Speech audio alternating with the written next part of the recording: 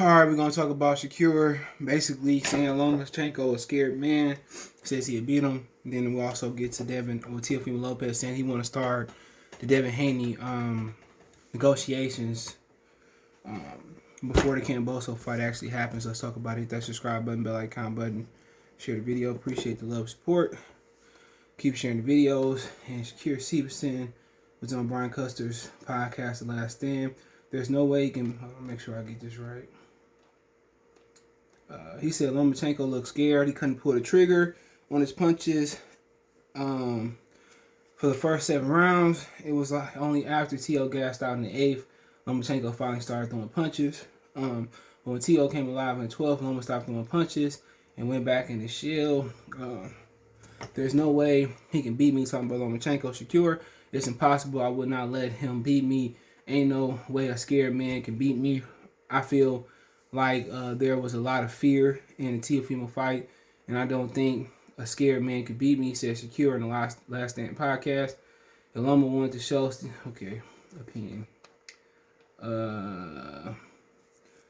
He also talked about Oscar Valdez too. Said I think he's the better fighter out of everybody in the division. Talking about Oscar Valdez, I think he established himself one of the top fighters, and I feel like I feel like I'm either, and I feel the top fighter in the division, so I want Valdez more for sure, said Stevenson.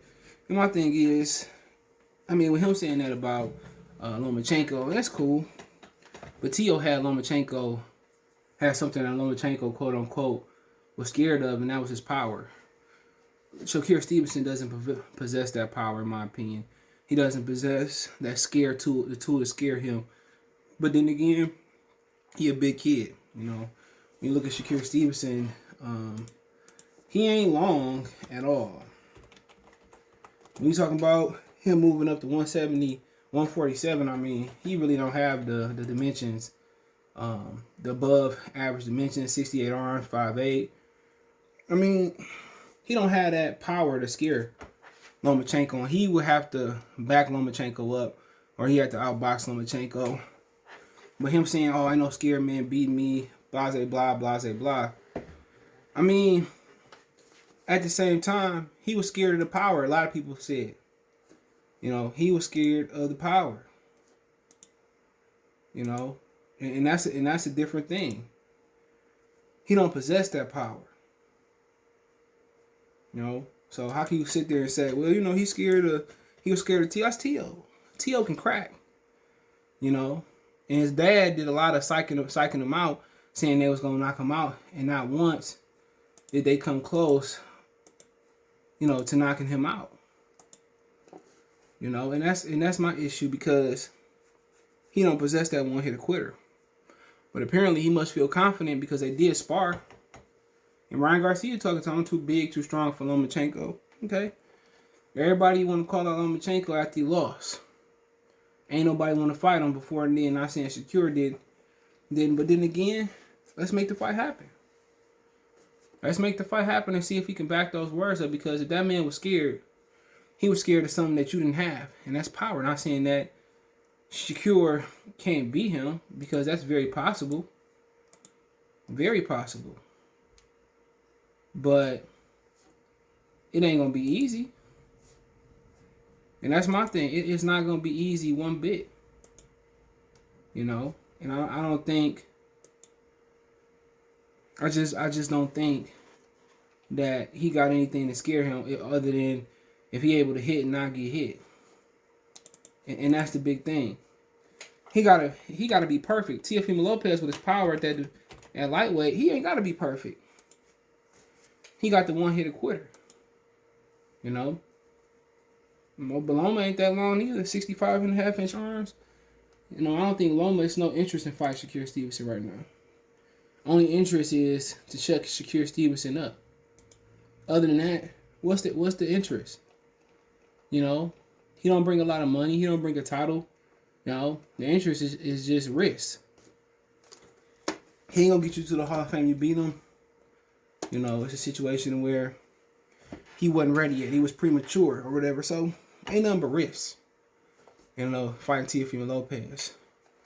You know, and it was a lot of risk fighting Teofimo Lopez, because Teo didn't bring in too many fans with him. You know, if he beat Teo, it would have been like, oh, he was too young. But Undisputed was the main motivator. But let's move on. And basically said Teofimo wants Haney negotiations to start before the Camboso fight. He said Top Rank still has the rights to me at the moment. Yes, but we still can make another contract deal right now, just like Canelo did with Billy Joe. Same thing as we can do. We can make another fight happen after Haney wins. After I win, we can make this fight happen. This is our day. This is our date. Everything, said Teo. At this point, given the recent bad blood between Teofimo and his promoter, Top Rank, it's doubtful that a fight between him and Haney is going to happen. But he said, you know what? No, that's something we're talking about as well. We're talking to the zone about it, said Teo Will. Not talking to the zone about it, but whether anybody's talking, those are the same thing. We can make it happen. I'm saying Top Rank and whatever promotional company that can get along with it, we can make the Haney fight happen. Yes, said Teo. But when I'm released from Top Rank, that's when I'm going to go up to the other networks and be like, hey, I want your fighter. I would like to fight his fighter. Let's make it happen. All of them, said Teo, when asked who we want to fight after Camboso. And he said, but that's not stopping Lopez from predicting the fight with Camboso will bring too many pay-per-view buys, which means he's viewing that much as twice as popular as the second He's won a match as twice as popular as the second Canelo Golovkin fight, which brought in 1.1 million pay-per-view buys. And it's nice to dream, but make sure you secure the release first.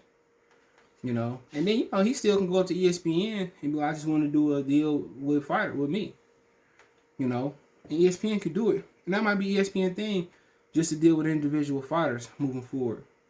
That they want to deal with. But then again, if you want to be a free agent, like Roy Jones did, and go different network, he got to make sure he good.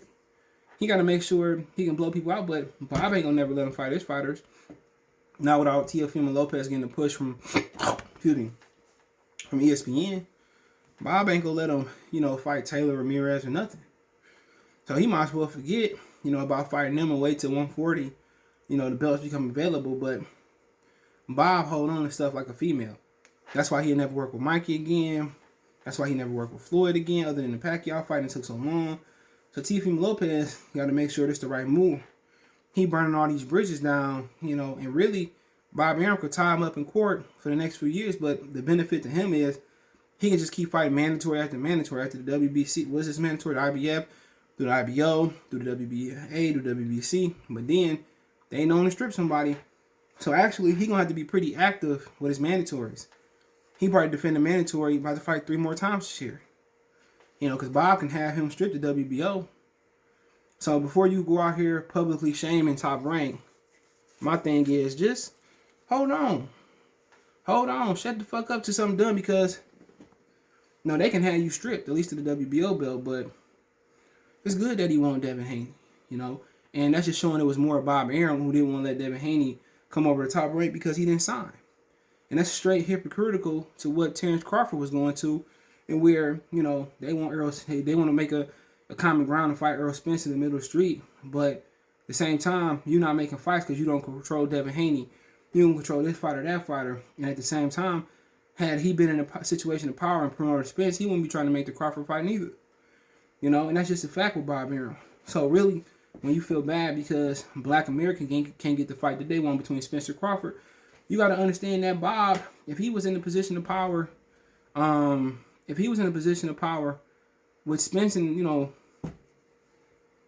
come on, he do the same thing, just like Fury and Wilder. He ain't trying to do the right thing and let it be a trilogy. Bob Arum is worried about what's in the best interest of his pockets. Not, Fury, not Crawford, not Lopez, not Valdez, not Shakur Stevenson. And at that point, nobody should sign with him. Complain about paying people, but hey, it is what it is. Let me know what you guys think. Don't forget we on Facebook, Instagram, Twitter. You can reach out if you have a business question, inquiry, sponsorship, video request. All my social media links description. Fast way to reach me is Twitter, and Facebook, then Instagram. Facebook group link there as well too. All links description. Want to make a financial donation? Cash App CJ Good 313. That's in the description. PayPal link there as well too. Best way to donate. share the video. Appreciate the love and support. One time for One Time Good Fellow Sports TV. Let me know what you think in the comment section. Peace.